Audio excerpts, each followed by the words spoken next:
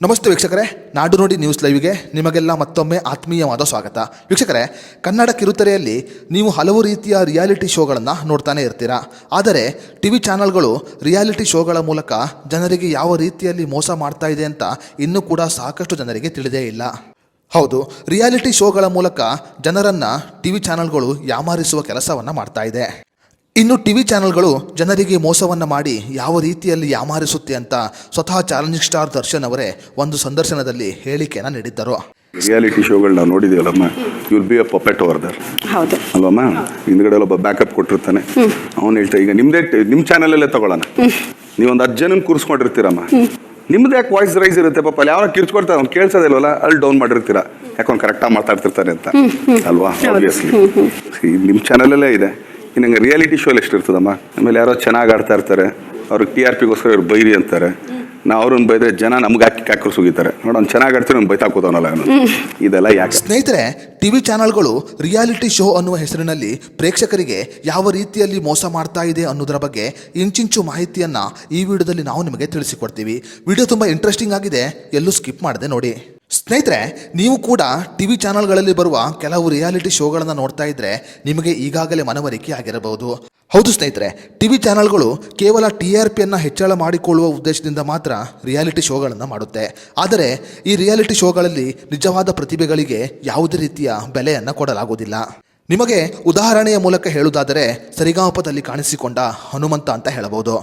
ನಿಮಗೆ ಉತ್ತಮವಾದ ಉದಾಹರಣೆಯ ಮೂಲಕ ಹೇಳಬೇಕು ಅಂತ ಹೇಳಿದರೆ ಸರಿಗಮಪ ರಿಯಾಲಿಟಿ ಶೋನಲ್ಲಿ ಕಾಣಿಸಿಕೊಂಡ ಹನುಮಂತು ಅಂತ ಹೇಳಬಹುದು.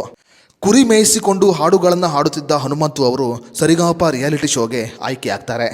ಸಂಗೀತದ ಬಗ್ಗೆ ಯಾವುದೇ ರೀತಿಯ ಜ್ಞಾನ ಇರದ ಹನುಮಂತು ಅವರು ಸರಿಗಮಪದಲ್ಲಿ ಬಹಳ ಚೆನ್ನಾಗಿ ಹಾಡುಗಳನ್ನು ಹಾಡಿ ಸಾಕಷ್ಟು ಜನಪ್ರಿಯತೆಯನ್ನು ಕೂಡ ಗಳಿಸಿಕೊಳ್ಳುತ್ತಾರೆ.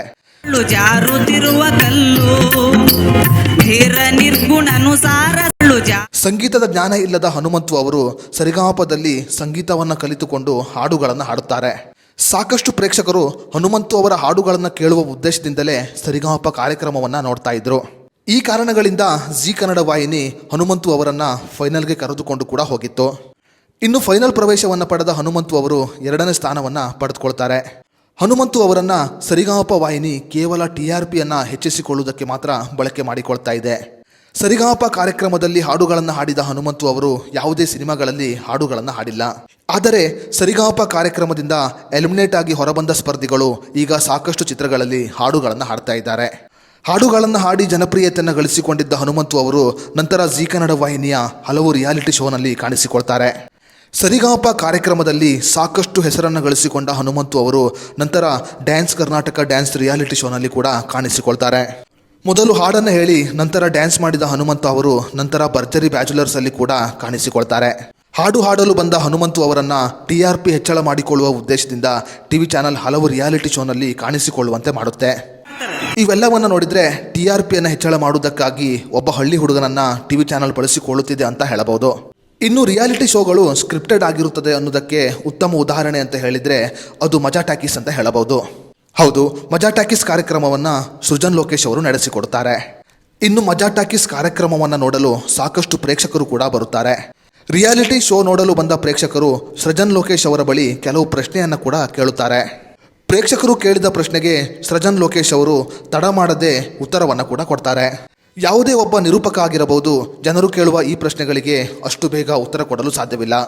ಕಾರ್ಯಕ್ರಮವನ್ನು ನೋಡಲು ಬರುವ ಪ್ರೇಕ್ಷಕರಿಗೆ ಮೊದಲೇ ಯಾವ ರೀತಿಯಲ್ಲಿ ಪ್ರಶ್ನೆಯನ್ನು ಕೇಳಬೇಕು ಅಂತ ಟ್ರೈನಪ್ ಕೂಡ ಮಾಡಲಾಗಿರುತ್ತೆ. ನಿಜ ಹೇಳಬೇಕು ಅಂದರೆ ಇವರೆಲ್ಲರೂ ಪೇಯ್ಡ್ ಆಡಿಯನ್ಸ್ ಅಂತ ಹೇಳಬಹುದು. ಇನ್ನು ನಿಮಗೆಲ್ಲ ಅನಿಸಬಹುದು, ಯಾಕೆ ರಿಯಾಲಿಟಿ ಶೋಗಳಲ್ಲಿ ಸಾಮಾಜಿಕ ಜಾಲತಾಣದಲ್ಲಿ ಸಾಕಷ್ಟು ಫೇಮಸ್ ಆದವರನ್ನು ಬಳಸಿಕೊಳ್ತಾರೆ ಅಂತ. ಅವರಿಗಿಂತ ಉತ್ತಮ ಟ್ಯಾಲೆಂಟ್ ಇರುವವರನ್ನು ಬಿಟ್ಟು ಸಾಮಾಜಿಕ ಜಾಲತಾಣದಲ್ಲಿ ಫೇಮಸ್ ಆದವರನ್ನು ಹೆಚ್ಚು ರಿಯಾಲಿಟಿ ಶೋಗಳಲ್ಲಿ ಬಳಸಿಕೊಳ್ಳಲಾಗುತ್ತೆ.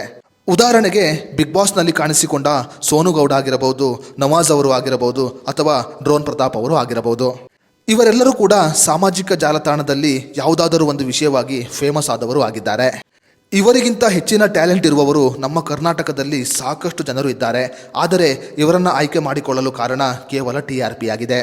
ಸಾಮಾಜಿಕ ಜಾಲತಾಣದಲ್ಲಿ ಫೇಮಸ್ ಆದವರನ್ನು ರಿಯಾಲಿಟಿ ಶೋನಲ್ಲಿ ಹಾಕಿಕೊಂಡರೆ ಚಾನಲ್ TRP ಹೆಚ್ಚಾಗುತ್ತೆ. ಇನ್ನು ಇನ್ನೊಂದು ವಿಷಯವನ್ನು ಕೂಡ ನೀವು ಗಮನಿಸಿರಬಹುದು. ಹೌದು, ರಿಯಾಲಿಟಿ ಶೋಗಳಲ್ಲಿ ಸಾಮಾನ್ಯವಾಗಿ ಜಡ್ಜ್ಗಳು ಇರುತ್ತಾರೆ. ಆದರೆ ಆ ಜಡ್ಜ್ಗಳಿಗೆ ಯಾವ ರೀತಿಯಲ್ಲಿ ಜಡ್ಜ್ಮೆಂಟನ್ನು ಕೊಡಬೇಕು ಅಂತ ಮೊದಲೇ ಟ್ರೈನ್ ಅಪ್ ಮಾಡಲಾಗಿರುತ್ತೆ. ಚೆನ್ನಾಗಿ ಹಾಡುಗಳನ್ನು ಹಾಡುವವರಿಗೆ ನೀವು ಹಾಡಿದ್ದು ಸರಿಯಾಗಿಲ್ಲ ಅಂತ ಅವರನ್ನು ಎಲಿಮಿನೇಟ್ ಮಾಡಲಾಗುತ್ತೆ. ಅದೇ ರೀತಿಯಲ್ಲಿ ರಾಗ, ತಾಳ ಮತ್ತು ಶ್ರುತಿ ಇಲ್ಲದೆ ಹಾಡಿದವರನ್ನು ಫೈನಲ್ಗೆ ಸೆಲೆಕ್ಟ್ ಮಾಡಲಾಗುತ್ತೆ. ಇನ್ನು ಟಿವಿ ಚಾನೆಲ್ಗಳು ಬೇಕು ಅಂತಾನೆ ರಿಯಾಲಿಟಿ ಶೋಗಳಲ್ಲಿ ಕೆಲವು ಸನ್ನಿವೇಶಗಳನ್ನು ಕ್ರಿಯೇಟ್ ಮಾಡ್ತಾರೆ. ಹೌದು, ನೀವು ಬಿಗ್ ಬಾಸ್ನಲ್ಲಿ ನೋಡಿರಬಹುದು ಅಥವಾ ಬೇರೆ ಯಾವುದಾದರೂ ರಿಯಾಲಿಟಿ ಶೋನಲ್ಲಿ ನೋಡಿರಬಹುದು. ಕೆಲವು ಸನ್ನಿವೇಶಗಳನ್ನು ಕ್ರಿಯೇಟ್ ಮಾಡಿ ಜನರಿಗೆ ತಲುಪುವಂತೆ ಮಾಡ್ತಾರೆ. ಇದೆಲ್ಲ ಕೇವಲ TRP ಗಿಮಿಕ್ ಅಷ್ಟೇ. ಸ್ನೇಹಿತರೆ, ನಿಮಗೆ ತಿಳಿಯದ ಒಂದು ಶಾಕಿಂಗ್ ಸುದ್ದಿ ಅಂತ ಹೇಳಿದರೆ, ಹಿಂದಿ, ತೆಲುಗು ಮತ್ತು ತಮಿಳು ರಿಯಾಲಿಟಿ ಶೋಗಳಲ್ಲಿ ಕಾಸ್ಟಿಂಗ್ ಕೋಚ್ ಕೂಡ ನಡೆಯುತ್ತೆ. ಅದು ಕೇವಲ TRPಗೋಸ್ಕರ. ಇನ್ನು ಕೆಲವು ಡ್ಯಾನ್ಸ್ ರಿಯಾಲಿಟಿ ಶೋಗಳಲ್ಲಿ ಡ್ಯಾನ್ಸ್ ಕಾರ್ಯಕ್ರಮಕ್ಕೆ ಜಡ್ಜ್ ಆಗಿ ಹಾಕಿಕೊಳ್ಳುವುದು ಕೇವಲ TRPಯನ್ನು ಹೆಚ್ಚಿಸಿಕೊಳ್ಳುವುದಕ್ಕೆ ಮಾತ್ರ. ಇನ್ನು ಇತ್ತೀಚಿನ ದಿನಗಳಲ್ಲಿ ಕೆಲವು ರಿಯಾಲಿಟಿ ಶೋಗಳಲ್ಲಿ ಅನಗತ್ಯ ವಿಷಯಗಳ ಬಗ್ಗೆ ಹೆಚ್ಚಿನ ಚರ್ಚೆಯನ್ನು ಮಾಡಲಾಗುತ್ತೆ. ಇದಕ್ಕೆ ಉತ್ತಮ ಉದಾಹರಣೆ ಅಂತ ಹೇಳಿದರೆ ಕನ್ನಡದ ಕಾಮಿಡಿ ಕಿಲಾಡಿಗಳು ರಿಯಾಲಿಟಿ ಶೋ ಅಂತ ಹೇಳಬಹುದು. ಕನ್ನಡದ ಕಾಮಿಡಿ ಕಿಲಾಡಿಗಳು ರಿಯಾಲಿಟಿ ಶೋನಲ್ಲಿ ನಾವು ಕಾಮಿಡಿಗಿಂತ ಹೆಚ್ಚಾಗಿ ಡಬಲ್ ಮೀನಿಂಗ್ ಮಾತುಗಳನ್ನು ಕೇಳಬಹುದು. ಮಾತ್ರವಲ್ಲದೆ ಜಡ್ಜ್ಗಳು ಕೂಡ ಡಬಲ್ ಮೀನಿಂಗ್ ಮಾತುಗಳನ್ನು ಆಡ್ತಾರೆ. ಡಬಲ್ ಮೀನಿಂಗ್ ಹಾಸ್ಯಗಳನ್ನು ಮಾಡಿ ಜನರನ್ನು ಆಕರ್ಷಣೆ ಮಾಡುವುದು ಇದರ ಪ್ರಮುಖ ಉದ್ದೇಶವಾಗಿದೆ. ಕೆಲವೊಮ್ಮೆ ಈ ಕಾರ್ಯಕ್ರಮಗಳನ್ನು ನೋಡಿದರೆ ಇದು ಫ್ಯಾಮಿಲಿ ಕಾರ್ಯಕ್ರಮನ ಅಥವಾ 18+ ಕಾರ್ಯಕ್ರಮನ ಅಂತ ಅನುಮಾನ ಕೂಡ ಹುಟ್ಟುತ್ತೆ.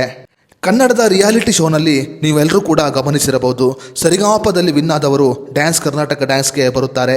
ಡ್ಯಾನ್ಸ್ ಕರ್ನಾಟಕ ಡ್ಯಾನ್ಸಲ್ಲಿ ವಿನ್ ಆದವರು ಭರ್ಜರಿ ಬ್ಯಾಚುಲರ್ಸ್ಗೆ ಬರುತ್ತಾರೆ. ಇನ್ನು ಭರ್ಜರಿ ಬ್ಯಾಚುಲರ್ಸ್ ಕಾರ್ಯಕ್ರಮದಲ್ಲಿ ಸ್ಪರ್ಧಿಗಳು ನಾನಾ ರೀತಿಯ ಸಾಧನೆಗಳನ್ನು ಮಾಡ್ತಾರೆ. ಇದೆಲ್ಲವೂ ಕೂಡ ಜನರನ್ನು ಆಕರ್ಷಣೆ ಮಾಡುವ ಉದ್ದೇಶದಿಂದ ಆಗಿದೆ. ಇನ್ನು ಕನ್ನಡ ಮಾತ್ರವಲ್ಲದೆ ಬಹುತೇಕ ಎಲ್ಲ ಭಾಷೆಗಳಲ್ಲಿ ನಡೆಯುವ ರಿಯಾಲಿಟಿ ಶೋಗಳು ಸ್ಕ್ರಿಪ್ಟೆಡ್ ಆಗಿರುತ್ತೆ. ಸ್ಟೇಜ್ ಮೇಲೆ ಏನು ಆಗಬೇಕು ಅಂತ ಮೊದಲೇ ಸ್ಕ್ರಿಪ್ಟನ್ನು ರೆಡಿ ಮಾಡಲಾಗಿರುತ್ತೆ. ಸ್ಕ್ರಿಪ್ಟ್ ಮೂಲಕವೇ ಎಲ್ಲವೂ ನಡೆಯುತ್ತೆ. ಅದೇ ರೀತಿಯಲ್ಲಿ ಸ್ಕ್ರಿಪ್ಟ್ ಇಲ್ಲದೆ ರಿಯಾಲಿಟಿ ಶೋ ನಡೆಯುವುದೇ ಇಲ್ಲ. ಇನ್ನು ಒಂದು ರಿಯಾಲಿಟಿ ಶೋ ನಡೆಯಬೇಕು ಅಂತ ಹೇಳಿದರೆ ಸ್ಪರ್ಧಿಗಳನ್ನು ಆಡಿಷನ್ ಮೂಲಕ ಆಯ್ಕೆ ಮಾಡಲಾಗುತ್ತೆ. ಒಂದು ರಿಯಾಲಿಟಿ ಶೋನ ಆಡಿಷನ್ ನಡೆಯುತ್ತಿದೆ ಅಂತ ಹೇಳಿದರೆ ಅಲ್ಲಿ ಸಾವಿರಾರು ಜನ ಸ್ಪರ್ಧಿಗಳು ಸಾಲುಗಟ್ಟಿ ನಿಂತಿರುತ್ತಾರೆ. ಆದರೆ ಉತ್ತಮ ಟ್ಯಾಲೆಂಟ್ ಇರುವವರನ್ನು ಮೇಗಾ ಆಡಿಷನ್ನಲ್ಲಿಯೇ ಎಲಿಮಿನೇಟ್ ಮಾಡಲಾಗುತ್ತೆ. ಯಾವುದಾದರೂ ಒಂದು ಸ್ಪರ್ಧಿ ಬ್ಯಾಕ್ ಸ್ಟೋರಿಯನ್ನು ಹೊಂದಿದ್ದರೆ, ಅಂದರೆ ಆತನ ಜೀವನದಲ್ಲಿ ಏನಾದರೂ ಒಂದು ಘಟನೆಯಾಗಿದ್ದರೆ ಆತ ಆಡಿಷನ್ನಲ್ಲಿ ಸೆಲೆಕ್ಟ್ ಆಗುವ ಚಾನ್ಸಸ್ ಬಹಳ ಹೆಚ್ಚಿರುತ್ತೆ. ಇನ್ನು ನಮ್ಮ ಪ್ರಕಾರ ನಿಜವಾದ ರಿಯಾಲಿಟಿ ಶೋ ಅಂತ ಹೇಳಿದರೆ ಅದು ವೀಕೆಂಡ್ ವಿತ್ ರಮೇಶ್ ಅಂತ ಹೇಳಬಹುದು, ಅಥವಾ ತಟ್ ಅಂತ ಹೇಳಿ ಕಾರ್ಯಕ್ರಮ ಅಂತ ಹೇಳಬಹುದು, ಅಥವಾ SPB ಅವರು ನಡೆಸಿಕೊಡುತ್ತಿದ್ದ ಎದೆ ತುಂಬಿ ಹಾಡುವೆನು ಕಾರ್ಯಕ್ರಮ ಅಂತ ಹೇಳಬಹುದು. ಈ ಕಾರ್ಯಕ್ರಮಗಳನ್ನು ಸ್ಕ್ರಿಪ್ಟೆಡ್ ಇಲ್ಲದೆ ಮಾಡಲಾಗುತ್ತೆ. ಕೇವಲ ರಿಯಾಲಿಟಿ ಶೋಗಳಲ್ಲಿ ಮಾತ್ರವಲ್ಲದೆ ನ್ಯೂಸ್ ಚಾನೆಲ್ಗಳು ಕೂಡ ಸ್ಕ್ರಿಪ್ಟೆಡೇ ಆಗಿದೆ. ಕಿರುತೆರೆಯಲ್ಲಿ ಕಾಣಸಿಗುವ ಎಲ್ಲ ಕಾರ್ಯಕ್ರಮಗಳು ಕೂಡ TRP ಉದ್ದೇಶದಿಂದ ಮಾಡಲಾಗುತ್ತೆ ಹೊರತು ಯಾವುದು ಕೂಡ ನಿಜವಲ್ಲ. ನಿಜವಾದ ಕಾರ್ಯಕ್ರಮವನ್ನು ಜನರು ಇಷ್ಟಪಡುವುದಿಲ್ಲ, ಆದರೆ ಸ್ಕ್ರಿಪ್ಟೆಡ್ ಕಾರ್ಯಕ್ರಮವನ್ನು ಜನರು ಇಷ್ಟಪಡುತ್ತಾರೆ. ಈಗಿನ ಕಾಲದಲ್ಲಿ ಸ್ಕ್ರಿಪ್ಟೆಡ್ ಇಲ್ಲದೆ ಯಾವುದೂ ಆಗುವುದಿಲ್ಲ ಅಂತ ಹೇಳಬಹುದು. ಈ ನಡುವೆ ಬಾಳು ಬೆಳಗುಂದಿ ಅವರನ್ನು ಸರಿಗಮಪ ಫೈನಲ್ಗೆ ಆಯ್ಕೆ ಮಾಡಲಾಗಿದೆ. ಆದರೆ ಚೆನ್ನಾಗಿ ಹಾಡನ್ನು ಹಾಡುತ್ತಿದ್ದ ಲಹರಿ ಮಹೇಶ್ ಅವರನ್ನು ಸೆಮಿಫೈನಲ್ನಲ್ಲಿ ಎಲಿಮಿನೇಟ್ ಮಾಡಲಾಗಿದೆ. ಬಾಳು ಬೆಳಗುಂದಿ ಅವರಿಗೆ ಯೂಟ್ಯೂಬ್ನಲ್ಲಿ ಸುಮಾರು 20 ಲಕ್ಷಕ್ಕೂ ಅಧಿಕ ಸಬ್ಸ್ಕ್ರೈಬರ್ಗಳು ಇದ್ದಾರೆ. ಅವರನ್ನು ಫೈನಲ್ಗೆ ಸೆಲೆಕ್ಟ್ ಮಾಡಿದರೆ TRP ಹೆಚ್ಚಳವಾಗಿ ಬರುತ್ತೆ. ಈ ಕಾರಣಗಳಿಂದ ಬಾಳು ಬೆಳಗುಂದಿ ಅವರನ್ನು ಫೈನಲ್ಗೆ ಆಯ್ಕೆ ಮಾಡಲಾಗಿದೆ ಅಂತ ಸಾಕಷ್ಟು ಜನರು ಆರೋಪವನ್ನು ಕೂಡ ಮಾಡ್ತಾ ಇದ್ದಾರೆ.